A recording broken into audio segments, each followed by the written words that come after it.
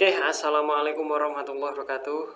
Berjumpa lagi dengan kami dari Pendidikan Vokasional Teknologi Otomotif Universitas PGRI Yogyakarta. Oke, pada kesempatan kali ini pada mata kuliah dasar elektronika dan kelistrikan otomotif, kita akan belajar tentang alat konversi energi listrik ya. Oke, simak terus video ini sampai akhir gitu ya. Selanjutnya, mengapa sih kita harus menguasai elektronik? Bukankah kita ini jurusan bidang otomotif lebih banyak menguasai hal-hal yang bersifat mekanis? Kenapa harus elektronik juga? Harus kita pelajari. Oke, sebelum menjawab pertanyaan itu, marilah kita tengok sedikit ya. Ini ada dua gambar. Kedua-duanya adalah seorang mekanik ya, bekerja di bidang yang sama, yaitu adalah layanan servis kendaraan ringan gitu ya. Oke, teknisi pertama beserta bengkelnya saya kasih nomor 1 ya. Teknisi kedua beserta bengkelnya saya kasih nomor 2. Sekarang saya tanya, kalau Anda punya mobil baru ini misalkan ya, masih mulus, mesinnya masih halus, Anda mau melakukan servis. Nah, kira-kira Anda mau pergi ke bengkel nomor 1 atau bengkel nomor 2 gitu ya. Kalau saya yang jadi pemilik mobil itu, saya akan berpikir 2 kali kalau mau nyervis di bengkel ini gitu ya. Saya mau berpikir 2 kali. Yang pertama saya lihat dulu bengkelnya. Oh, bengkelnya pinggir jalan. Oh, hanya beralaskan tanah misalkan workshopnya itu. Oh, teknisinya seperti ini kondisinya. Ya, bisa kita lihat di sini dia hanya memakai kaos oblong ya, dimana kaosnya itu agak sedikit lusuh dan kotor gitu ya. Dia hanya pakai sandal jepit di sini ya. Dia naruh alat perbengkelan dia hanya di lantai. Kondisi bengkel nomor 2 ini. Teknisinya pakai seragamnya warna putih dan itu bersih. Kemudian alatnya komplit, di sini ada gerinda, di sini ada bor, kemudian lantai dari workshop itu keramik warna putih gitu ya. Dan cukup bersih bengkelnya. Nah, saya pasti akan memilih nomor 2 ini. Kalau nomor 1 saya nanti dulu aja ya. Kenapa? Saya berpikiran bahwa ini lihat teknisinya aja ngurus menjaga kebersihan dirinya sendiri saja itu nggak bisa, apalagi ngurus mobil orang lain. Saya berpikirnya seperti itu gitu ya. Alat-alat yang dia pakai ini meragukan juga, apakah lengkap ya, apakah memiliki SST. SST itu apa? SST itu adalah spesialis service tools gitu ya. Saya contohkan lagi di bengkel nomor 2 ini dia punya SST, dia sedang pegang ST. Dia pakai namanya kunci torsi. Buat apa? Buat mengencangkan head cylinder dengan blok silinder. Nah, itu kalau terlalu kencang kan bautnya bisa, boilernya bisa dol. Nah, supaya nggak dol dia pakai kunci momen. Yang ini mungkin punya SST tapi nggak komplit gitu loh. Bahkan SST itu kalau di bengkel pinggir jalan itu ada yang menyebutnya menjadi plesetan ya. SST bukan spesialis service tool tapi sidik-sidik tutuk gitu, atau bahasa Indonesianya dikit-dikit pukul gitu ya. Artinya apa? Mungkin dia hanya punya 2 buah alat unggulan. Yang pertama adalah palu, yang kedua adalah betel. Jadi kalau ada kunci yang dia nggak punya, dia langsung main 2 alat itu ya, palu dan betel itu. Jadi seperti apa nanti baut dan murnya kalau ketemu 2 alat itu? Pasti kan bisa kencang, bisa lepas, tapi habis itu kan rusak. Saudara-saudara para mahasiswa, jadi ke depan para teknisi itu memeriksa mobil-mobil, terutama mobil-mobil masa kini gitu ya, yang rata-rata sudah memakai modul elektronik, baik itu sistem bahan bakar, sistem keamanan, sistem rem juga. Mereka hanya cukup datang dan membawa unit laptop mereka atau unit scanner, kabel konektor, mereka colokkan ke mobil Anda, kemudian mereka cukup mendiagnosis mobil Anda, kerusakan mobil Anda lewat layar laptop atau layar scanner. Gitu aja. Dia cuma main sentuh, oh yang rusak ininya ketahuan, seperti itu. Jadi bengkel-bengkel seperti ini akan semakin jarang kita temui gitu ya. Nah, saudara-saudara, beberapa teknologi mobil otomotif mungkin 10 atau 20 tahun yang lalu, katakanlah itu motor bensin gitu ya, dulunya masih memakai karburator, sekarang sudah memakai electronic fuel injection. Artinya yang dulu kontrolnya masih pakai mekanis, sekarang sudah elektronik. Begitupun juga di motor diesel. Motor diesel itu yang masih pakai bos pom, istilah bahasa bengkelnya bos pom atau pompa bahan bakar konvensional, sekarang sudah pada memakai sistem diesel common rail, dan juga di dalamnya itu sudah memakai modul elektronik seperti itu ya. Mau nggak mau, teknologi otomotif sekarang itu mengharuskan seorang teknisi harus mampu juga menguasai elektronik. Mengapa? Karena semuanya sudah termodul secara elektronik. Maka dari itu saya tekankan di sini pentingnya kita menguasai elektronik dalam bidang otomotif. Berkaitan dengan itu, mata kuliah ini membahas tentang dasar elektronik dan kelistrikan otomotif. Oke, kita akan belajar tentang energi listrik, gitu ya, energi listrik. Kenapa tadi judulnya di awal tadi adalah alat konversi energi listrik? Kenapa kok nggak alat pencipta energi listrik gitu? Mengapa? Karena energi tidak dapat diciptakan, tidak dapat dimusnahkan, hanya dapat diubah bentuknya ke bentuk energi lain, seperti itu ya. Saya contohkan seperti ini. Yang pertama itu sebetulnya sudah ada energi dulu, energi asal gitu ya. Nah, kemudian dengan bantuan konverter kita ubah energi tadi, energi asal itu menjadi energi lain yang kita inginkan gitu, yang mau kita dapatkan. Contohnya seperti ini. Ini kan energi ya, energi angin ya. Betul ya? Di pinggir pantai misalkan itu hembusan angin itu sudah energi asalnya. Kemudian dengan bantuan konverter, yaitu kincir angin raksasa ini ya, besar ini gambarnya saya kecilkan. Nah, atau kalau di Indonesia itu sudah ada yang namanya PLTB ya, atau pembangkit listrik tenaga bayu. Bayu itu angin gitu ya. Jadi ini sebetulnya adalah sebuah alat konverter ya, yang fungsinya mengubah energi angin ini menjadi energi lain. Energi lain itu energi apa? Tentunya energi listrik. Lanjut, contoh lagi. Nah, ini juga energi sebetulnya. Anda pasti punya ini di rumah masing-masing. Kalau nggak yang warna hijau, biasa disebut dengan tabung gas melon ya. Contoh lagi tabung gas warna biru itu. Anda membawa ini dari warung, Anda beli di warung, kemudian Anda taruh di rumah. Sebenarnya itu Anda sudah membawa sebuah energi, tapi energinya berupa energi kimia gitu ya. Ini energi ini gitu ya, diubah oleh alat konverter ya. Ini konverter ya. Apa ini? Kompor ya. Nah, untuk bisa dihasilkan energi panas yang nantinya buat kita memasak sehari-hari. Produsen energi itu bukan kompor, ini bukan produsen sebetulnya. Ini hanya alat konversi atau konverter itu aja. Kompor nggak bisa menghasilkan energi, dia hanya mampu mengubah energi ini ya, energi gas LPG, kita sebut energi kimia gitu ya, menjadi energi panas gitu ya, alat konverter. Contoh satu lagi, Anda tahu ini energi apa? Ini makanan ya, barang makanan. Di dalamnya ada energi kimia gitu. Dikonversi oleh manusia, oleh kita gitu ya. Kita makan, nasi padang kita makan. Setelah kita makan, kita jadi kuat. Kuat buat apa? Buat ngayuh sepeda itu. Yang hobi sepedanan ini bahan bakarnya sebetulnya energi asalnya itu adalah makanan. Bicara tentang energi listrik, jadi energi listrik itu ada beberapa jenis. Berapa jenisnya? Ada dua. Yang pertama adalah energi listrik statis dan yang kedua adalah dinamis. Yang dimaksud dengan energi listrik statis itu apa? Peristiwanya energi statis itu dapat kita lihat di kejadian sehari-hari sebagaimana gambar di bawah.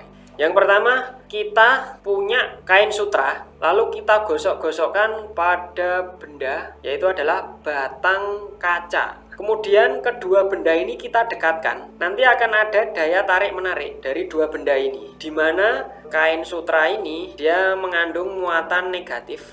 Kemudian yang gelasnya tadi itu mengandung muatan positif, artinya perbedaan polaritas. Nah, ini yang menyebabkan dia tarik-menarik, itu listrik statis gitu ya. Contoh lagi, petir itu sebenarnya adalah contoh alami daripada listrik statis. Kenapa bisa terjadi petir? Nah, sebetulnya petir yang terutama petir yang menyambar ke pohon atau objek area yang tinggi itu ya, itu disebabkan oleh awan yang mempunyai polaritas positif yang sangat besar. Dia ini meloncatkan energi bermuatan positif. Nah, sedangkan bumi yang kita pijak ini itu kecenderungannya bermuatan negatif karena dia sebagai ground. Dia pasti akan menyasar objek-objek yang lebih tinggi daripada yang lain. Kenapa? Dia sebagai perantara, dia pengen loncat ke kutub negatif. Nah, perantaranya apa? Pohon. Perantaranya lagi misal gedung yang tinggi seperti itu ya. Itu tadi contoh dari listrik statis. Kemudian ada juga listrik dinamis. Listrik dinamis itu apa? Listrik dinamis adalah listrik yang dapat mengalir secara terus-menerus. Listrik yang dapat dialirkan dan dapat mengalir secara terus-menerus dalam sebuah rangkaian, terutama rangkaian tertutup. Katakanlah kita punya aki 12 volt. Aki tegangannya 12 volt, kemudian kita hubungkan kabel untuk menghidupkan lampu. Sini ya, kita hubungkan lagi ke kutub negatif. Lampu ini dapat menyala. Kenapa? Karena ada aliran arus listrik yang mengalir di dalamnya. Selama kapasitas penyimpanan baterainya yang dikandung di dalamnya itu masih ada, dia akan terus mengalir dan dia akan terus menghidupkan lampu ini. Itu listrik dinamis. Paham ya? Jadi perbedaan statis dan dinamis di sini kita sudah paham. Listrik dinamis pun itu dibagi menjadi dua. Yang pertama adalah listrik arus bolak-balik. Yang kedua adalah listrik arus searah. Nah, arus listrik bolak-balik itu seperti apa? Seperti ini. Jadi kalau kita tahu stop kontak ya, itu tempat biasa buat kita nyolokin charger HP, kipas angin. Nah, itu colokannya namanya adalah stop kontak. Itu ada dua lubang kan. Katakanlah kita di sini sebut lubang A dan lubang B karena kabelnya 2 gitu ya. Ini di grafik ini saya tulis di sini A dan B gitu ya. Dua kabel ini gitu ya.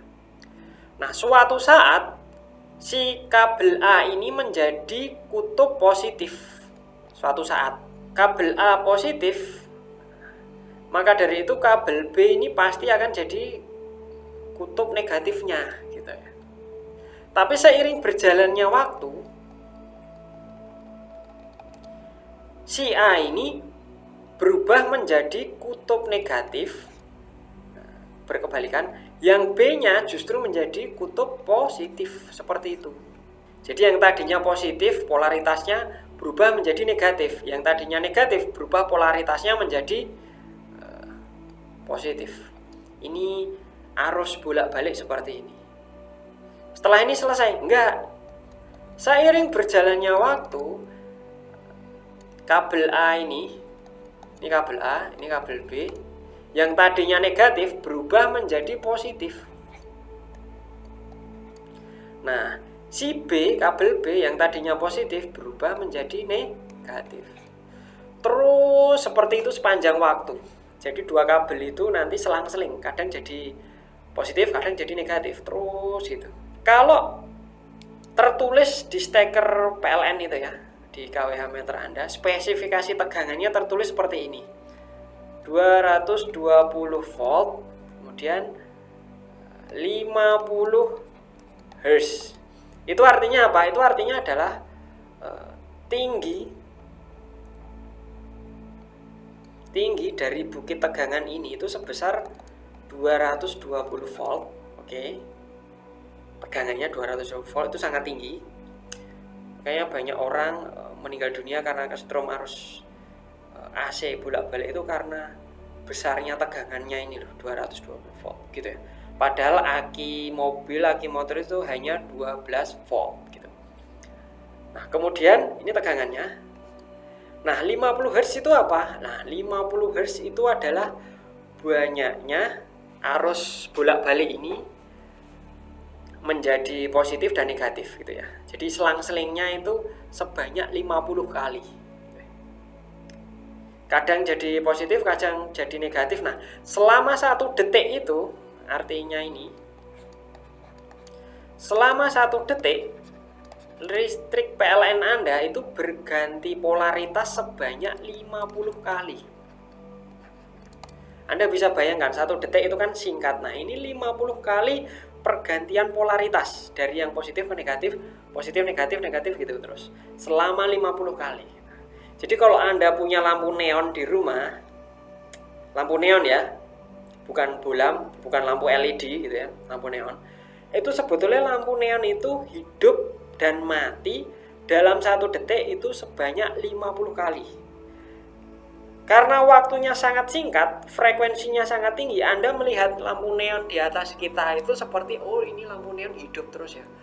Padahal kalau Anda punya kamera dengan FPS, frame per second-nya tinggi, itu Anda mampu mengamati bahwa sesungguhnya lampu neon itu hidup mati, cuman dalam 1 detik dia hidup mati sebanyak 50 kali.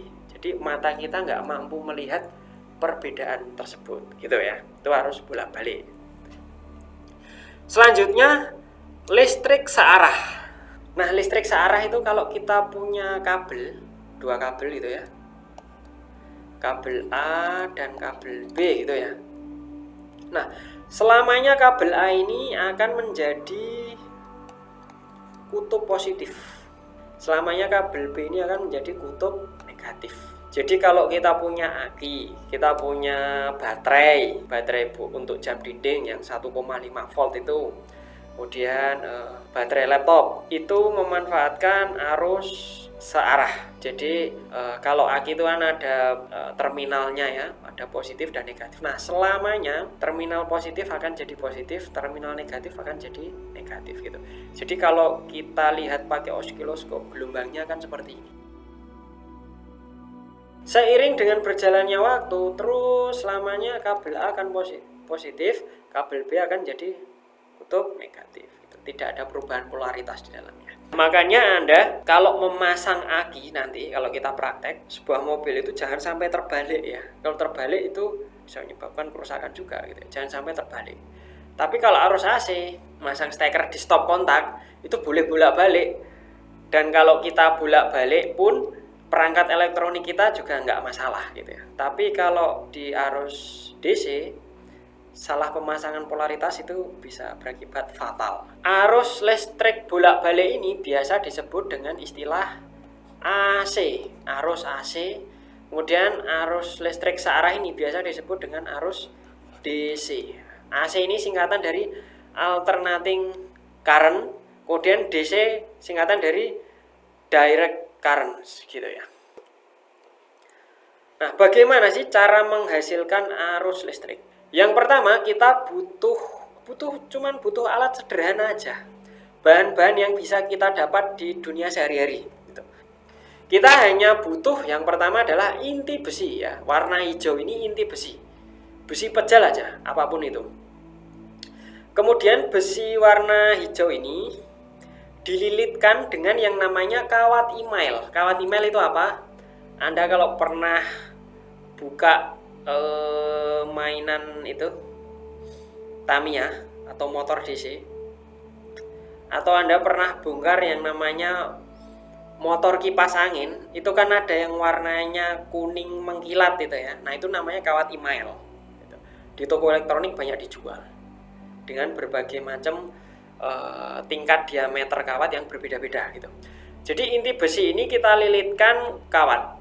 Kemudian kedua ujungnya ini enggak kita sambungkan. Nanti akan kita ukur dengan oskiloskop atau alat ukur gelombang listrik gitu ya. Saya sebut ini ujung A, ujung kawat A, ini ujung kawat B.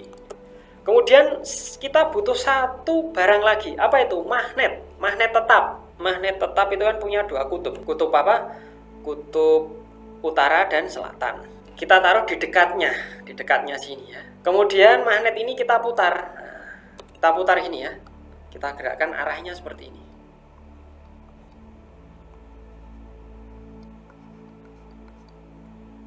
Oke, gitu ya. Kita putar seperti ini ya. Nah, ketika magnet ini mendekati inti besi ini, dia akan tercipta yang namanya GGL gitu ya. Atau arus listrik di 2 kutub ini. Kalau kita kalau kita ukur dengan oskiloskop, nah ini ada tegangannya. Tegangannya seperti apa? Bisa saya gambarkan seperti ini. Ini grafik ya. Ini kabel A, ini kabel B, gitu ya. Ini titik 0 itu ada di sini, tegangan 0 itu ada di sini, gitu ya.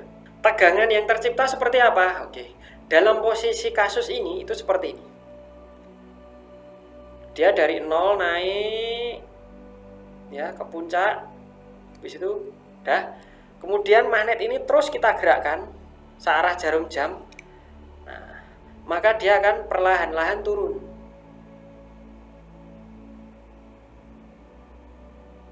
Gitu ya. Turun sampai 0. Kenapa? Karena dia tegak segaris lurus dengan magnet ini, dia malah justru 0. Gitu ya. Kemudian terus kita putar magnet ini. Nah, sebentar, sebelum kita putar magnet ini, kita lihat di sini. Titik A ini itu sebagai polaritas positif pada posisi ini loh ya. Dia sebagai polaritas positif, oke. Sedangkan titik B itu sebagai polaritas negatif karena 0 ini ya. Oke. Posisinya seperti ini, gitu ya. Jadi ini adalah positif, ya kan? Yang di sini adalah negatif, gitu ya. Pada posisi seperti ini. Oke, kemudian magnet ini terus kita gerakkan berputar searah jarum jam. Lanjut putarannya. Oke. Maka yang bisa kita gambarkan lewat osiloskop arus listrik yang terjadi di titik A dan B adalah seperti ini.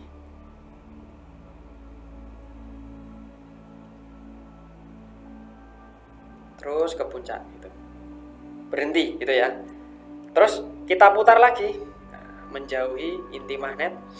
Dia akan perlahan-lahan mengalami penurunan. Penurunan terus sampai segaris lurus ya. Garis lurus ini dia akan kembali ke titik 0. Di sini. Gitu. Sampai posisi ini polaritasnya berubah. Oke, polaritasnya berubah. Apa yang berubah? Coba. Yang tadi ini positif, ini negatif, sekarang berubah. Nah, ini tadi positif, ini negatif. Sekarang justru malah berkebalikan. Titik A di sini malah jadi negatif, ya. Kemudian titik B di sini malah jadi kutub positif. Gambarnya seperti ini. Si A ini jadi negatif, ya kan? Si B ini malah jadi positif. Gitu ya. Bisa dipahami ya? Disinilah tercipta arus AC atau alternating current atau arus listrik bolak-balik gitu ya. Nah, semakin banyak kita memutar magnet, semakin cepat kita memutar magnet, maka arus yang akan terjadi juga akan semakin banyak. Arus sinus di sini akan terjadi semakin banyak gitu ya. Lanjut lagi dia gelombangnya sampai ujung gitu ya. Nah, yang dimaksud dengan 50 Hz 50 Hz adalah satu gelombang ini itu 1 Hz. Satu gelombang ini adalah itu satu gelombang sinus. Tapi kalau 50 jadi ada 50. 1 detik itu Anda bisa bayangkan 1 detik itu ada 50 kali gelombang sinus. Wah, gini. Panjang sekali, banyak gitu ya. Di sini saya nggak muat kalau ditulis dan digambarkan di sini nggak muat. Yang penting Anda mampu membayangkan gelombang itu. Jadi A dan B itu saling tukar polaritasan. Kalau A positif, B negatif. Kalau A positif, B negatif gitu ya. Jadi bolak-balik terus dalam 1 detik itu 50 kali pergantian gitu ya. Pembangkit listrik itu sendiri itu dibedakan menjadi 2. Yang pertama, gambar kiri ini adalah alternator gitu ya. Yang kedua ini adalah generator. Nah, jadi persamaannya adalah kedua benda ini sama-sama bisa menghasilkan arus listrik.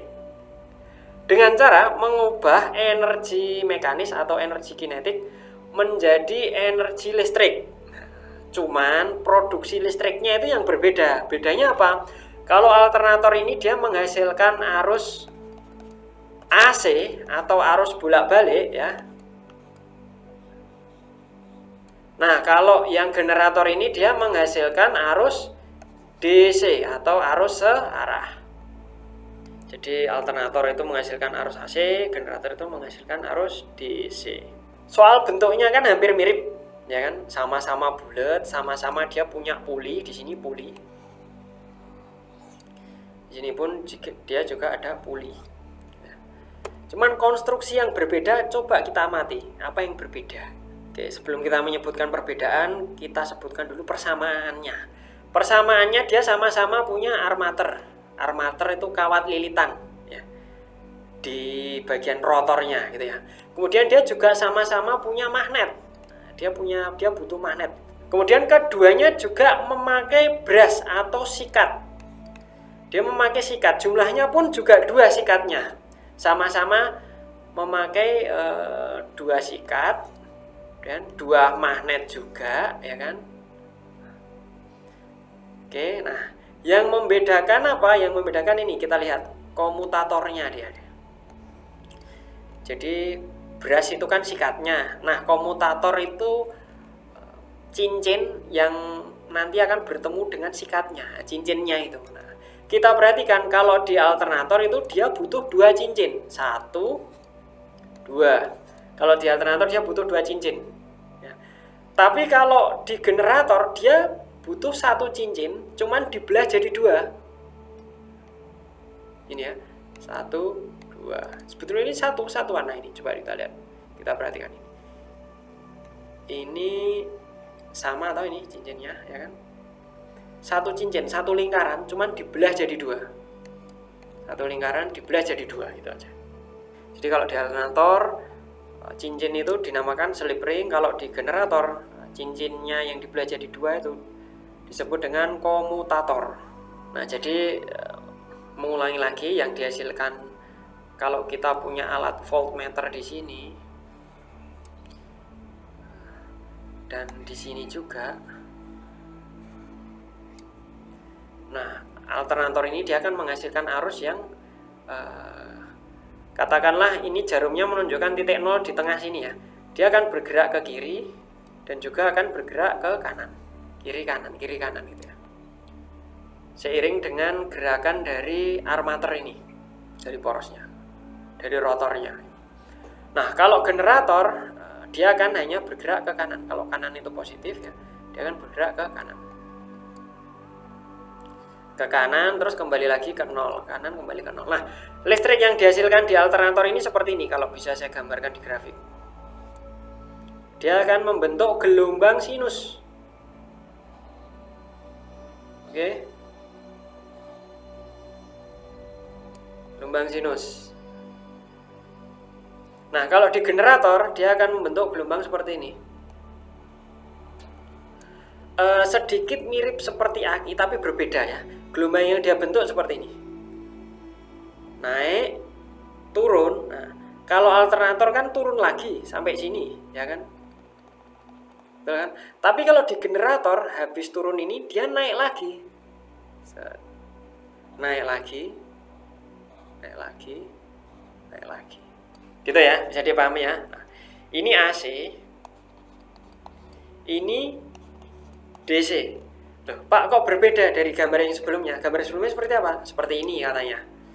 Katanya arus DC itu seperti ini. Iya, ini arus DC yang ideal kalau kita punya yang namanya aki. Baterai itu loh, aki. Itu seperti ini. Tapi kalau baru keluar dari generator, itu hasilnya seperti ini. Jadi tetap ini akan jadi positif, ini akan jadi negatif. Terus ini positif, ini akan jadi negatif. Cuman gelombangnya dia nggak halus, naik, turun, naik, turun, naik, turun. Seperti itu ya. Kenapa? Karena belum distabilkan. Tapi yang penting kan kutub positif selalu jadi positif, kutub negatif selalu jadi negatif, gitu ya. Oke. Jadi alternator ini gambar gitu ya, gambar lebih jelasnya seperti ini. Jadi sama-sama punya dua magnet. Jadi cincinnya ada dua, mengulangi lagi cincinnya ada dua ya. Cincin pertama, cincin kedua. Tapi kalau di generator penghasil tegangan DC itu ada satu cincinnya, cuman dibelah jadi dua, ini belahnya. Gitu ya. X dan Y. Jadi mengulangi lagi tadi, listrik yang dihasilkan di alternator itu seperti ini.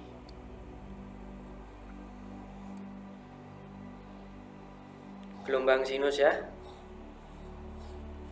Banyaknya gelombang sinus ini tergantung dari banyaknya putaran, kecepatan putarannya itu berapa gitu ya. Nah, kalau generator di sini ini ya, naik, turun, mau turun sini nggak jadi, tapi dikembalikan lagi ke atas seperti ini. Jadi gelombangnya DC tapi masih kasar.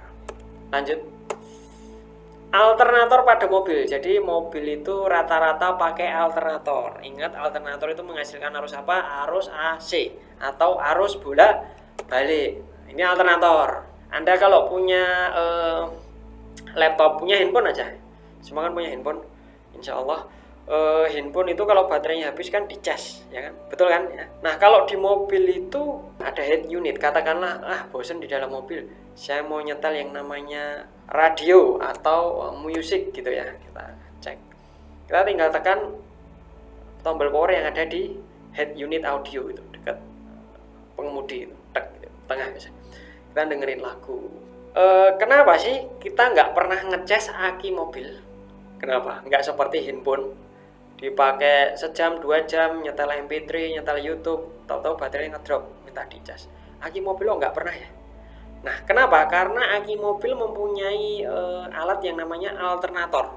Fungsinya apa? Fungsinya adalah mengambil sedikit energi dari putaran mesin mobil untuk bisa diubah menjadi energi listrik yang nantinya untuk menghidupkan audio mobil Anda. Contohnya, audio bisa, lampu penerangan jalan bisa, ya, lampu rating mobil bisa gitu ya. Sekarang apakah bisa sih di alternator di sini langsung menyuplai arus ke head unit, ke radio misalkan, atau ke lampu mobil misalkan?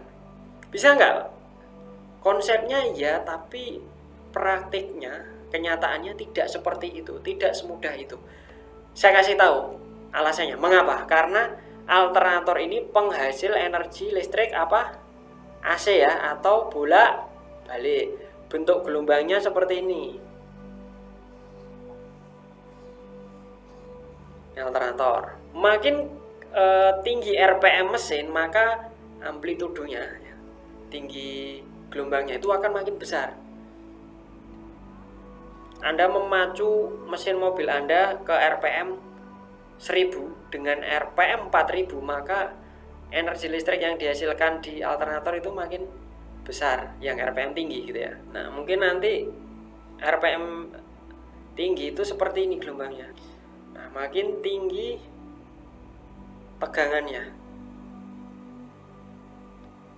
gelombang sinusnya ini makin tinggi, tegangan yang dihasilkan pun makin tinggi. Nah, arus AC ini tidak bisa langsung ditransfer ke head unit. Mengapa? Head unit ini mintanya adalah arus DC 12 volt yang stabil. Nah, ini naik turun seiring dengan RPM mesin gitu, naik turun. Ini nggak bisa langsung Anda masukkan ke sini. Kalau memang benar prakteknya Anda langsungkan, itu jebol head unit Anda, itu rusak karena arus listriknya sudah naik turun, gelombangnya AC juga, padahal yang diminta DC gitu ya. Kita butuh alat tambahan, nggak langsung bisa alternator ditransfer ke head unit atau alat komponen elektronika yang lain yang ada di mobil gitu. Kita butuh apa? Yang pertama, kita butuh yang namanya rectifier dan regulator. Beberapa minggu ke depan kita akan bahas rectifier atau dioda gitu ya. Jadi nggak perlu pusing kalau ini nggak paham dioda, rectifier itu apa. lambang komponennya itu seperti ini, dioda. Ya. Nah, dan juga regulator. Jadi fungsi dari rectifier itu apa? Saya tuliskan di sini. Kalau kita punya gelombang sinus kan seperti ini ya, satu gelombang aja. Contoh, ini kabel A, ini kabel B. Dia fungsinya adalah mengubah arus AC menjadi arus DC. Caranya gimana? Dia melipat arus yang semula jadi gelombang sinus ini. Kan gelombang sinus itu gini ya. Terus turun lagi ke bawah. Arus di sini ini itu dilipat ke atas. Diubah, dibalik. Tadinya mau belok ke sini, dibalikkan lagi ke A lagi. Nah, gitu. Terus gelombang lagi, gelombang baru lagi gitu ya. Mau berubah polaritasnya ke sini. Katakanlah ya, itu dibalik lagi oleh yang namanya dioda ke atas lagi. Artinya kabel A akan selalu jadi positif, ya. Sedangkan kabel B polaritas negatif akan selalu jadi negatif. Nah, gitu ya, sampai sini paham ya. Itu fungsi rectifier. Kemudian fungsi regulator apa? Kalau ada tegangan berlebih, dia akan memutus. Ya, jadi nama lain regulator adalah cut off. Nah, kalau ada istilah cut off, bengkel-bengkel tua mengatakan cut off gitu. Itu artinya adalah regulator. Ini regulatornya. Fungsinya kalau katakanlah mintanya aki itu arus 12 volt atau 12, sekian lah. Katakanlah 12 volt gitu ya. 12 volt itu posisinya ada di sini. 12 volt. Kan ini 0 volt. 12 volt ada di sini. Kita kasih garis. Nah, fungsi regulator adalah memangkas bukit yang tinggi-tinggi ini agar tetap didapat tegangan 12 volt, stabil gitu loh ya, penstabil tegangan gitu. Jadi ini nanti akan dipotong dan dibuang sehingga tercipta arus stabil 12 volt gitu ya. Apakah ini cukup, Pak? Oh enggak. Kita butuh satu lagi komponen. Namanya apa? Namanya adalah baterai atau aki. Oke. Fungsinya apa, Pak? Nah, tadi kan kita udah dapat arus seperti ini ya kan? Arus seperti ini. Nah, oleh baterai itu bisa juga berfungsi untuk menyimpan arus dan dia juga bisa berfungsi sebagai stabilizer. Karena baterai itu tempat penyimpanan arus kan. Dia bisa seperti stabilizer.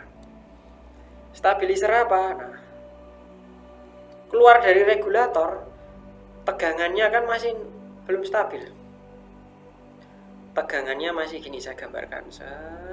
Terus kan bukitnya terpangkas ya. Seperti ini ya. Naik lagi, bukitnya pun terpangkas, turun lagi. Naik lagi, bukitnya terpangkas, turun lagi.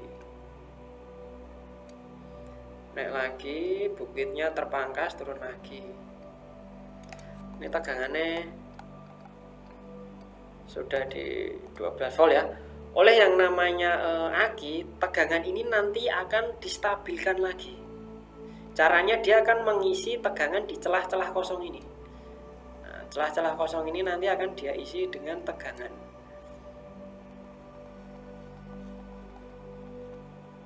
Oke, seperti ini. Saya arsir. Artinya apa? Kalau ada arsiran ini artinya celah kosong antar bukit ini diisi tegangan oleh aki gitu ya.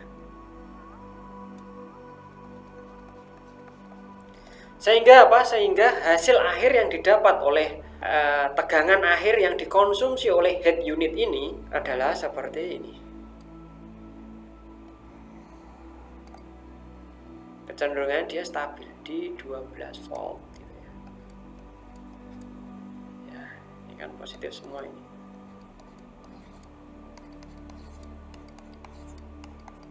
Gitu ya, bisa dipahami ya. Oke. Nah, tegangan akhir ini yang diminta oleh head unit. Kenapa? Yang pertama DC, yang kedua stabil. Ya. Tidak naik turun tegangannya. Kalau 12 volt tetap 12 volt terus itu stabil. Nah, naik turunnya tegangan itu dapat merusak komponen elektronika yang lain seperti itu. Oke, seperti itu penjelasan dari pertemuan ini alat konversi energi listrik. Semoga informasi ini bermanfaat. Kalau ada pertanyaan, tinggalkan di komentar. Akhir kata, wassalamualaikum warahmatullahi wabarakatuh. Sampai jumpa di pertemuan yang selanjutnya. Terima kasih.